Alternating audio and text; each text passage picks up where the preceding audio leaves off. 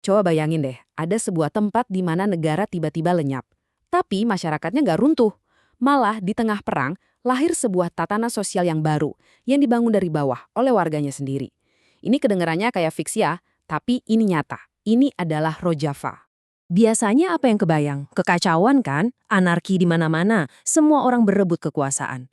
Tapi, gimana kalau keruntuhan itu justru membuka sebuah pintu ke kemungkinan yang sangat sekali berbeda? Di tengah perang saudara Syria yang brutal, masyarakat di sebuah wilayah yang kita kenal sebagai Rojava memutuskan mereka nggak mau nunggu diselamatkan. Mereka mulai mengatur hidup mereka sendiri. Dan hasilnya, wah, itu menantang semua asumsi kita tentang apa itu politik. Oke, sekarang mari kita bedah lebih dalam.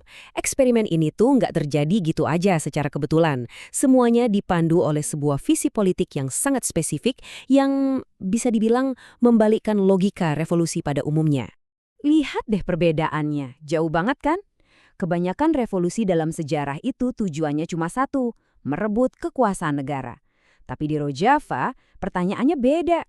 Gimana kalau tujuannya bukan merebut negara, tapi bikin negara jadi nggak relevan lagi?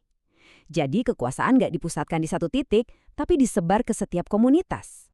Nah, ideologi di baliknya ini punya nama, konfederalisme demokratis. Gagasan ini sebagian besar dirumuskan oleh pemikir politik Kurdi, Abdullah Öcalan. Intinya tuh gini, masyarakat itu sebenarnya bisa kok mengorganisir dirinya sendiri lewat partisipasi langsung, tanpa harus menyerahkan kedaulatan mereka ke pemerintah pusat. Dan ini bukan cuma soal politik loh, ini adalah proyek sosial yang utuh, mulai dari demokrasi langsung di tingkat RT RW, lalu hidup berdampingan secara damai antar etnis dan agama, ekonomi yang fokusnya untuk kebutuhan komunitas bukan cari untung, dan yang paling krusial, yang jadi jantung dari revolusi ini, pembebasan perempuan. Kutipan ini benar-benar pas banget buat menggambarinya. Di Rojava, revolusi perempuan itu bukan agenda sampingan, bukan sekedar tambahan, tapi justru fondasi dari segalanya. Mereka percaya, nggak mungkin kita bisa membangun masyarakat yang bebas kalau struktur patriarki yang menindas itu masih dibiarkan utuh. Oke, tadi kan teorinya. Sekarang kita lihat realitasnya yang keras. Gimana caranya ide radikal ini bisa jadi kenyataan? Jawabannya, ironisnya, justru ada di tengah momen kehancuran. Jadi ceritanya gini, waktu Perang Saudara Suriah memanas di tahun 2012, rezim Assad menarik pasukannya dari sana untuk fokus di pertempuran lain. Nah, ini meninggalkan kekosongan kekuasaan yang sangat besar di wilayah utara Suriah. Tapi, yang terjadi selanjutnya bukan anarki loh. Selama bertahun-tahun ditindas, masyarakat Kurdi di sana diam-diam udah membangun jaringan komunitas yang sangat kuat. Jadi, begitu negara pergi, struktur sosial yang udah ada inilah yang langsung maju, siap mengisi kekosongan itu. Terus, gimana cara kerjanya di lapangan? Gimana sih cara mereka ngatur masyarakat tanpa ada struktur negara seperti yang kita kenal? Semuanya itu dimulai dari unit terkecil, dari bawah banget. Basisnya adalah komune di tingkat lingkungan, di mana warga kumpul langsung buat mutusin segala hal, dari soal keamanan sampai distribusi makanan. Nah, dari situ baru delegasi dikirim ke dewan di tingkat kota, dan seterusnya. Tapi kuncinya di sini, kekuasaan itu nggak mengalir ke atas dan menetap di sana. Kekuasaan itu selalu bisa ditarik lagi ke bawah. Dan ada beberapa mekanisme yang, inovatif banget nih.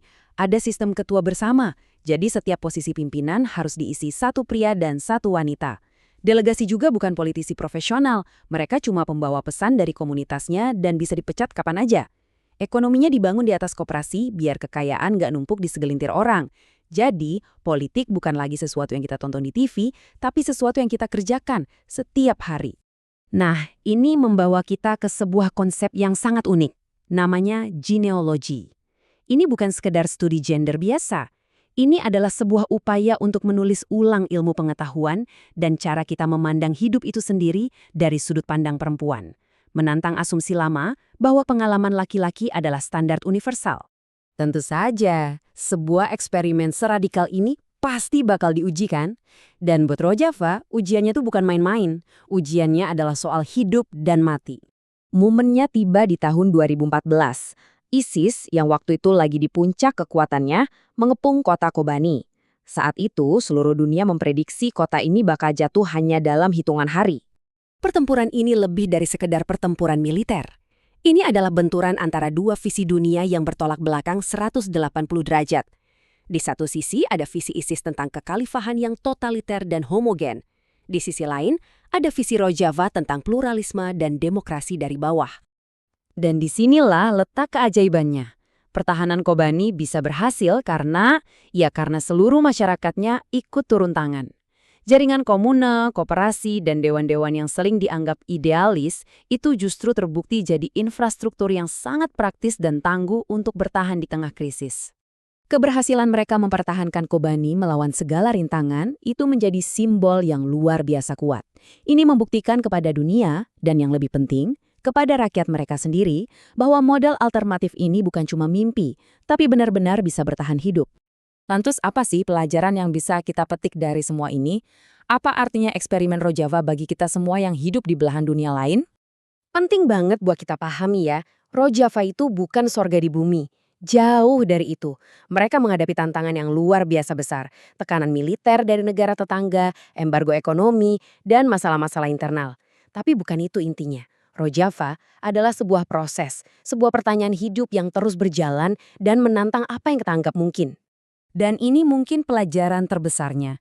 Kita kan sering berpikir, harus stabil dulu, aman dulu, baru kita bisa ngomongin demokrasi. Rojava membalik logika itu. Justru di tengah hancurnya perang, demokrasi partisipatif itulah yang menjadi alat mereka untuk menciptakan ketertiban dan ketahanan. Jadi, kita tutup dengan pertanyaan ini. Eksperimen di Rojava memaksa kita untuk bertanya pada diri sendiri. Apakah selama ini imajinasi politik kita terlalu sempit? Apakah negara bangsa, dengan kekuasaan yang terpusat, benar-benar satu-satunya cara untuk kita mengatur hidup bersama? Rojava menunjukkan, mungkin ada jalan lain.